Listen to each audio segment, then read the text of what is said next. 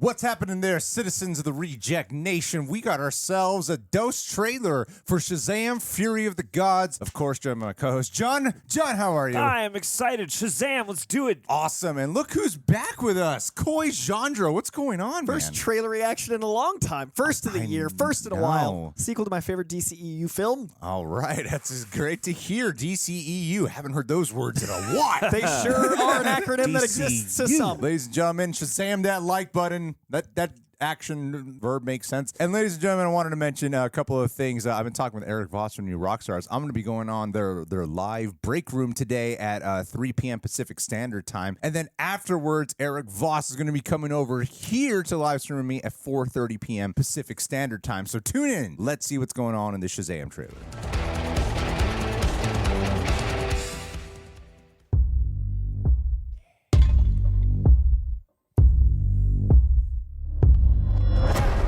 The golden apple. We are at war.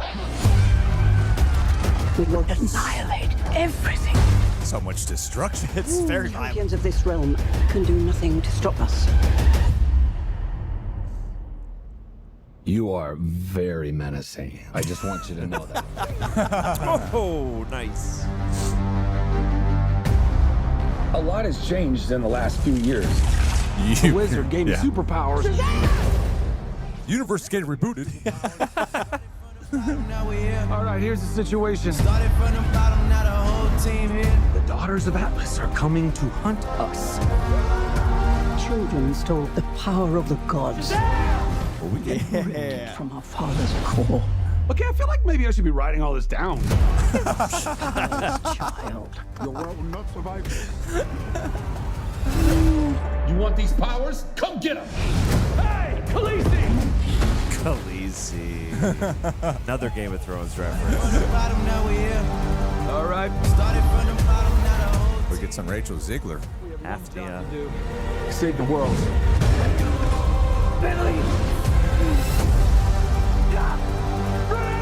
They're taking Freddy. I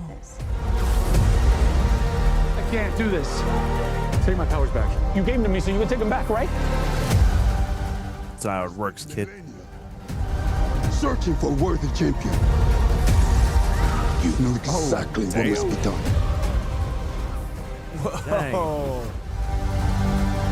Billy, what are you doing? I have to do this. We end this now. Oh, they're showing us like the whole movie. Yeah. We do. What the shit? Jeez. The third act. started from the Ooh, nice. Love the mythology creatures.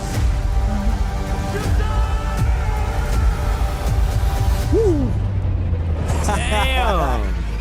Very man of BVS in a way. Nicely done. Good uppercut. started from the bottom, now we here. Fascinating. And read some Another comics. hip hop trailer. very Hey, look at close. them Read some actually plugging comics. comic books. Thank you, Not Warner Brothers. bad. I feel like they showed us a lot in that trailer. Perhaps there's a couple of twists and turns that are not being unveiled. I thought that was a solid trailer. I feel like it's not going to be as dark throughout as the way this trailer is communicating. But if you combine like the first trailer with this one, I feel like those are going to be the two tones, right? Like, the much more like the first trailer is a lot more the tone of the first Shazam movie, and then this trailer. There's parts of this that feel like they're sort of. I mean.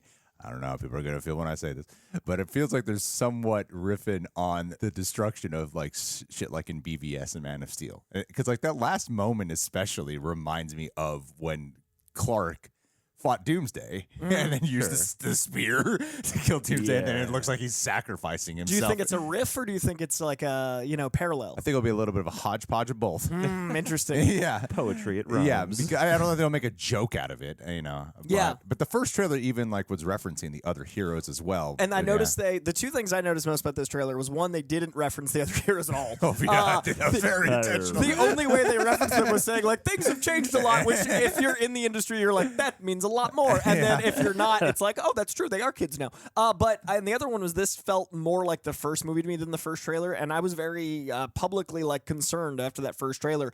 The sequel problem felt like it had struck my precious Shazam. I love Shazam. And I was afraid this second movie had gotten too big because the intimacy of Shazam, the family element, the tight-knit group, and it feeling grounded in a surreal world while they had surreal powers was the magic, literally.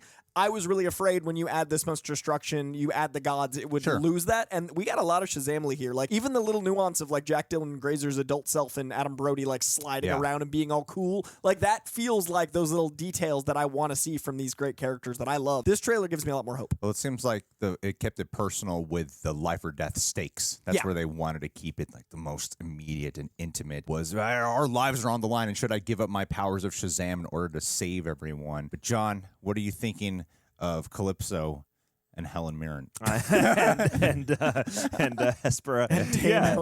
No, I mean, I'm excited to see them both and to see Anthea as well. I mean, I like that they're borrowing, it seems like, a good amount of iconography and stuff. Like, she plunges the golden apple into the ground with the dragon behind her. So I'm always kind of enjoying when they bring in and they rip stuff out of mythology to inform these movies. And I guess these characters, Calypso and Hesper and them, don't have as much of a comic book origin, so there's also like a nice level of mystery here as to like, okay, these clearly are not one-to-one translations from mythology. So yeah, I'm excited to see those takes. Yes, comic fan too, more historically minded knowledge. Sure.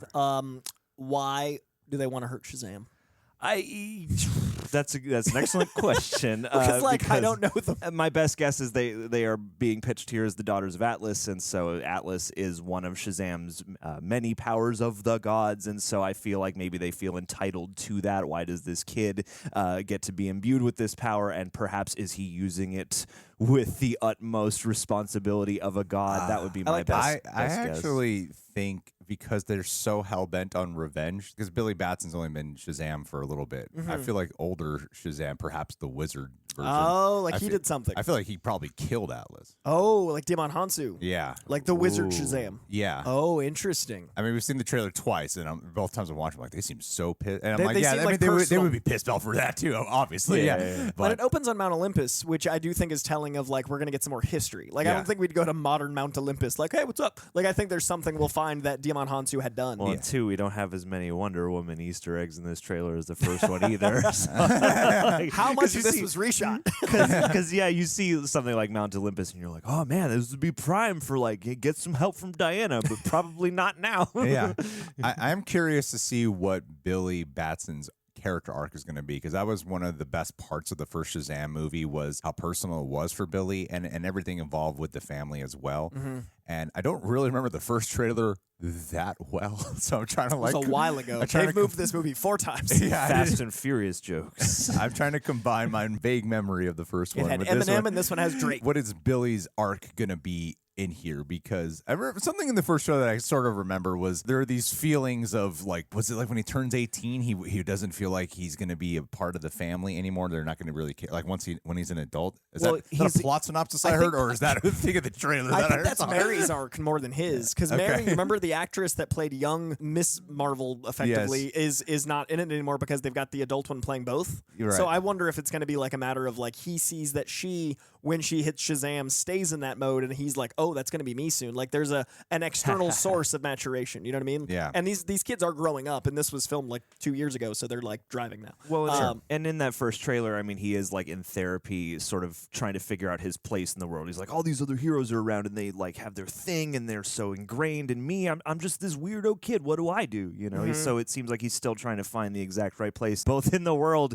and I guess in the larger DCU that once was. Yeah, that's going to be really hard to recut a film if the goal was like finding yourself in the DCU, and now it's like, well, because the first movie's about like finding your family and accepting yourself, and I could see where that would be now accepting yourself, comma, where you belong, but in the macro versus the micro, and that would be a good plot for a sequel. Is the first film you keep it micro and you lead in family, and the second film you keep that heart, like you were saying, but go macro to the world, like where do you fit in the world? And I love a good walkabout story, and I love Billy Batson for that. It's Shazam is about a coming of age story as a superhero. If you make that big to the scale of gods, yes, but now with all of these changes, I don't know if they can tell that story. We'll see. We'll see how it all goes. I mean, there's other things in here that I was surprised to see. I mean, I suspected something about Rachel. Did they confirm who Rachel Ziegler is? I thought she was one of the villains, and then it looks like it looks like she's it looks like she's a sister in this trailer, like a good version. Right. Looks like her and Freddie have a romance going on. Well, it seems like she is, the one of the three of them that is like most sympathetic and is probably here to be like, no, sisters. Yeah. And you know that moment at the end with the dragon and the spear is the staff is going to be like near the end of the movie. Yeah. So I was like, what the? And that's what made me think even more of BVS. Remember that with the marketing? Yeah, true. So I was kind of surprised by. I legit wanted to look showed. away. I was watching this trailer and I was like, I want to see this movie. But I'm like doing a reaction. Like, if it looked really bad, if I was like, You know, be a bold move. They killed off Shazam.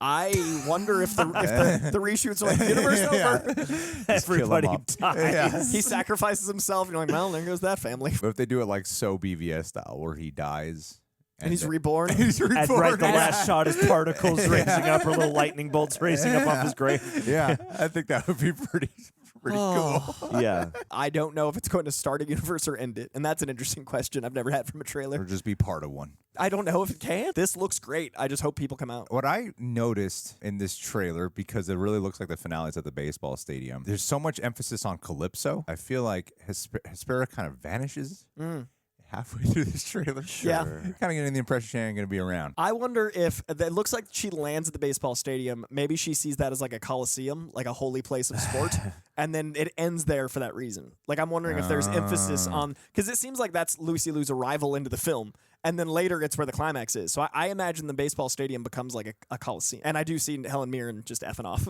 She's got Dame stuff.